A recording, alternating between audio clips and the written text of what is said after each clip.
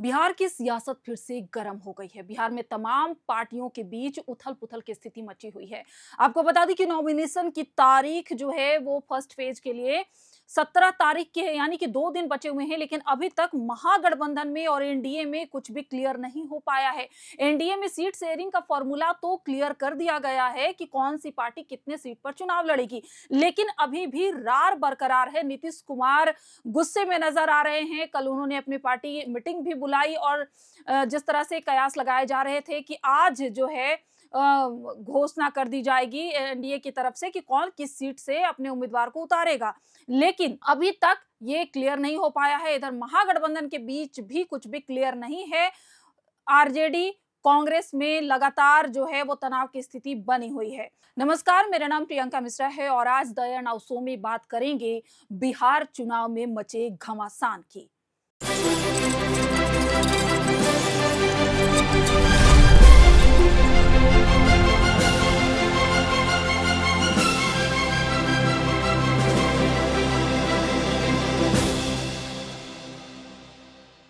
तो बिहार में 243 सीटों के लिए इस बड़े मुकाबले में करीब 7 करोड़ 42 लाख मतदाता मतदान करेंगे, लेकिन मतदान से पहले ही गठबंधन की राजनीति में गहरा तनाव नजर आ रहा है। पहले हम बात करेंगे एनडीए की, जहां सीट शेयरिंग का ऐलान तो हो चुका है, लेकिन अंदरूनी खींचतान खत्म नहीं हो रहा है। हिंदुस्तानी आवाम मोर्चा के प्रमुख पूर्व मुख्यमंत्री जीतन राम मांझी नाराज हैं। अभी मीडिया से बातचीत करते हुए उन्होंने साफ तौर पर कहा कि चिराग के खिलाफ उम्मीदवार खड़ा करूंगा। मांझी ने यह भी ऐलान कर दिया कि वो गया की 2 सीट बोधगया और मखदूमपुर पर अपने प्रत्याशियों को सिंबल देंगे।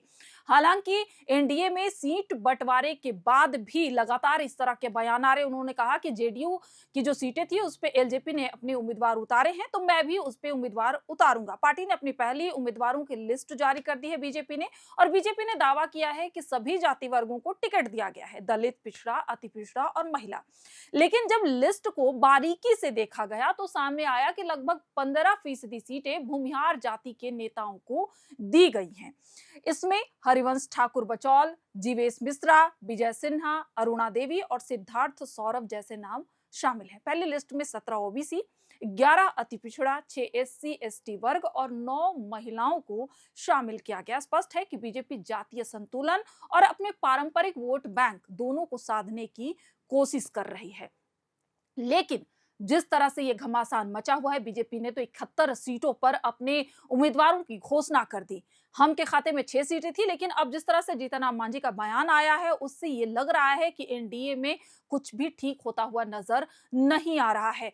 अमित शाह जो हैं, गृह मंत्री अमित शाह, वो लगातार संतुलन बनाने की कोशिश कर रहे हैं, नीतीश कुमार को मनाने की कोशिश कर रहे हैं। इधर एलजेपी से चिराग पासवान की कुछ सीटों पर जेडीयू ने भी अपने उम्मीदवार उतारने की घोषणा कर दी है।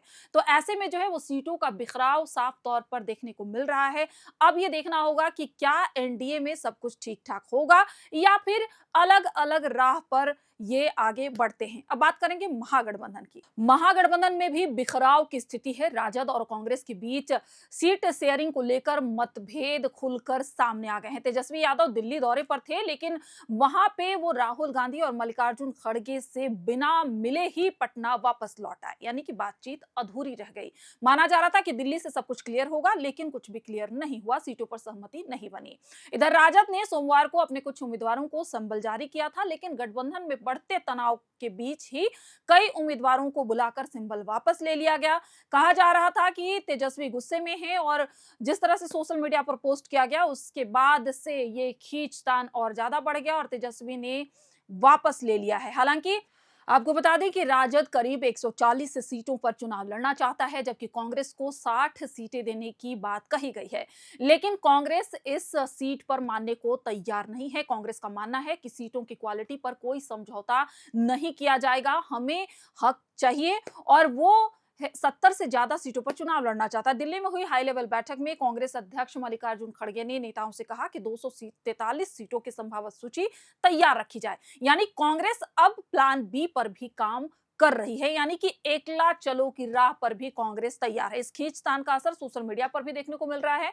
राजद की जो सांसद है मनोज झा, उन्होंने ट्वीट किया, रहीमन धागा प्रेम का मत तोड़ो छिटकाए।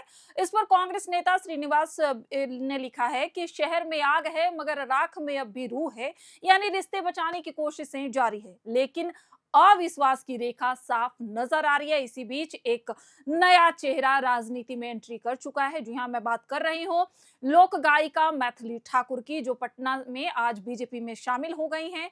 और आपको बता दें कि वो दरभंगा के अलीनगर सीट से चुनाव लड़ेंगी। बीजेपी इस युवा और सांस्कृतिक चेहरे के तौर पर पेश कर रही है। अब बड़ा सवाल ये है कि इन सब का असर चुनाव पर क्या पड़ेगा। एनडीए के लिए सबसे बड़ी चुनौती है कि नीतीश कुमार, चिराग पासवान और मांझी के बीच संतुलन बनाए रखना। इधर उपेंद्र कुशवाहा की भी नाराजगी थी, जो अभी शांत दिखाई दे रही है। वहीं तेजस्वी यादव के सामने कांग्रेस को मनाने और गठबंधन की एकजुटता बचाने की चुनौती है।